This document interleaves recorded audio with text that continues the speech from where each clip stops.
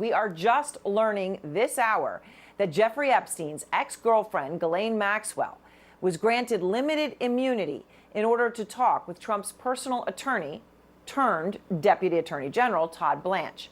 Now, what did this mean, this limited immunity? Well, it allowed Maxwell to provide information without any fear that anything she said that is truthful can be used against her in the future. Maxwell is, of course, serving a 20-year sentence in connections with Epstein's sex crimes. It is a conviction she's actually in the process of appealing. And after the second day of these unusual meetings between Maxwell and the Trump Department of Justice, Maxwell's attorney just said this about a potential pardon from Trump. We haven't spoken to the president or anybody about a pardon just yet. And you know, listen, the president this morning said he had the power to do so. We hope he exercises that power in the right and just way. All right, look, people have been talking about this for days. So at least they're coming out and saying it, black and white. They're not beating around the bush. They're not pretending they don't want a pardon. They want a pardon. They're saying it. And as for Trump, he's saying he doesn't want to talk about it right now, but he's leaving the door open. Listen to what he had to say. A lot of people are asking me about pardons. Obviously, this is no time to be talking about pardons. It's something I haven't thought about. It's really something. It's something I'm allowed to do it, but it's something I have not thought about. All right, well, he says he hasn't thought about it. But of course, in the context of everything that's going on right now, I mean, come on. He also knows Maxwell personally. And he said this about her right after her arrest in connections with Epstein's crimes in 2020. I do wish her well. I'm not looking for anything bad for her. Well, tonight, far-right activist Laura Loomer, who is in Trump's ear and is highly influential in the MAGA world, tonight posted an upside-down smiley face on a post about Maxwell seeking a pardon from Trump. And it is very important to listen closely to Trump's words about pardoning Maxwell, because he said, right, he said, quote, "This is not the time to be talking about pardons," right? And then he continued and he said, his words again, "I haven't thought about it." Well, some people might say, well, that means he hasn't thought about it and he's not opening the door, and okay. Well, those exact words do, though, sound very familiar. I don't want to talk about pardons for Michael Flynn yet. You pardon Paul Manafort? I have not even given it a thought as of this moment. Roger Stone, are you going to pardon him, sir? He's been convicted of felonies. Am I going to pardon him? Well, I hadn't thought of it. I think it's very tough what they did to Roger Stone. Flynn, Manafort, and Stone were all eventually pardoned by Trump. And tonight, we are also learning new details about what Team Trump wanted to know over these past 2 days of talks with Maxwell. She was asked maybe about 100 different people. She answered questions about everybody, and she didn't hold anything back. 100 different people? 100 names? I mean, first of all, that is incredible. And it does fit with the narrative that, well, there's a lot of people to focus on here. You should focus on Clinton. You should focus on the president of Harvard, the former president of Harvard. You should focus on some of the hedge fund guys. I'll give you a list. These guys lived with Jeffrey Epstein. I sure as hell didn't. Now, of course, Trump hasn't been accused of wrongdoing. Neither have any of the individuals that Trump just referenced. But, of course, Trump has been told by his own attorney general that his name does appear in those Epstein files multiple times. Out front now, Paula Reed. And Paula, the breaking news here is this limited immunity. So Maxwell talks for 2 days. She's got an appeal in the system. So limited immunity has huge value. Huge value. Yeah. And nothing she said can now be used against her. So is a pardon in the offing?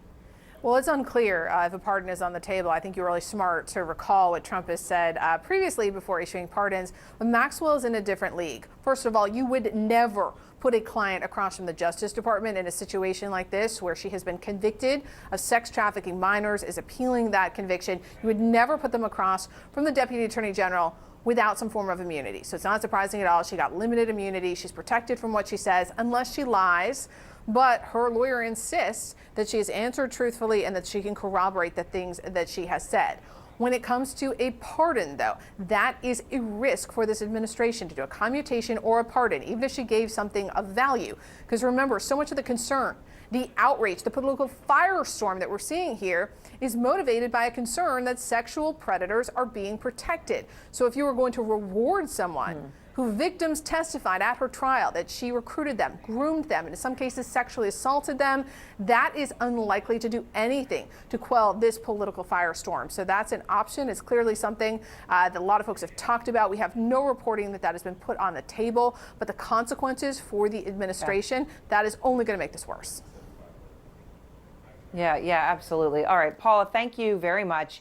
So, on the back of this significant development, as Paula is reporting, I want to bring in Adam Wren. He is the senior national politics correspondent for Politico. Barry Levine is also back with us, the author of Spider, Inside the Criminal Web of Jeffrey Epstein and Ghislaine Maxwell. I spent many, many years investigating this, and Ryan Goodman, the editor-in-chief of Just Security and the former special counsel of the Defense Department. So grateful to all of you. Barry, here we are, limited immunity. 100 individuals, 100 people are named, according to Ghislaine Maxwell's attorney today, by Ghislaine Maxwell in these conversations with the Department of Justice and Mr. Blanche. I know that you have real questions about whether she can be trusted, and of course her immunity only applies if she tells the truth. So what do you think about this breaking news that she was granted limited immunity for what she said?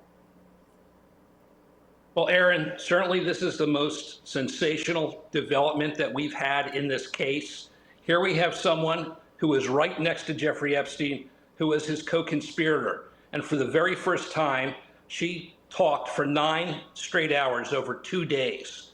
What she said in those 9 hours could result possibly in the arrest of other individuals, men who may have helped facilitate the sex trafficking with Jeffrey Epstein, and also individuals who might have taken part in the sexual abuse. I'm only thinking about the victims tonight, how they're reacting to this. If Ghislaine Maxwell is finally going to do one thing right in her life, it is tell the truth and help these victims get closure on this horrible, horrible crime. Right. Of course, she was convicted. I mean, there have been opportunities for truth before, Ryan. Here we are. Maybe now's the moment. I mean, what do you think happens here now, Ryan? She's got this limited immunity. Apparently, according to her lawyer, mentions 100 people, or is asked about 100 people, but 100 individuals are discussed. So what happens now? So if we were in a normal situation, what could happen next is that the Justice Department might very well have leads to open investigations into other people. And there's strong reasons to believe, in fact, it's a fact, that there were several other people involved in the sexual abuse of minors, people who are in the elite class and have gotten away with it. But this is not a usual situation. So the very fact that we're here today with the Deputy Attorney General running lead in meeting with a prisoner is extremely unusual. You would think it would be the line prosecutors who know the case and would be able to detect at any moment in which she's straying from the truth, especially somebody who's been charged by the Justice Department with 2 counts of perjury. And we're here after Pam Bondi, the Attorney General, said in July 7th that there was no evidence to even predicate an investigation on other people, which is implausible to the point of ludicrous. So the fact that they'd have to go to Ghislaine Maxwell for opening an investigation doesn't make sense. So what would happen in a normal time or not in a normal time at all? No, we're not. And of course, at the DOJ, the person who was leading this up they got rid of her. They got rid of her a week ago. So, layering that into this onion, Adam, I mean, this ensures the story's not going away, right? In fact, this story is escalating. Right? I mean, no matter how much President Trump may have wished this would have just gone away, it has not gone away. So what are you hearing about how he is behind the scenes, about right now, tonight, about his inability to essentially control the narrative on this and make the story die down as he tried to do? Yeah, well, I reported this week from a Republican close to the White House who was in the Oval Office with him after he found out that he was implicated. And essentially, he told this person that he thought that the media, his political opponents, were going to, quote, F him anyways, regardless of whether he had distance from the criminality in this, that the appearance of this was not going to be good for him politically. And so that gives us a window into his state of mind here, that he's defensive about it. And of course, the timeline, as we look at it in light of the Wall Street Journal reporting, reveals that. After that May briefing, he becomes remarkably defensive over a period of weeks, where at a cabinet meeting, he shoots down, says that Jeffrey Epstein isn't interesting, is boring. And then he has the Truth Social post a couple Saturdays ago where he attacks Democrats, Obama and Biden, for putting phony stuff in these files. So clearly he's frustrated and is defensive about this.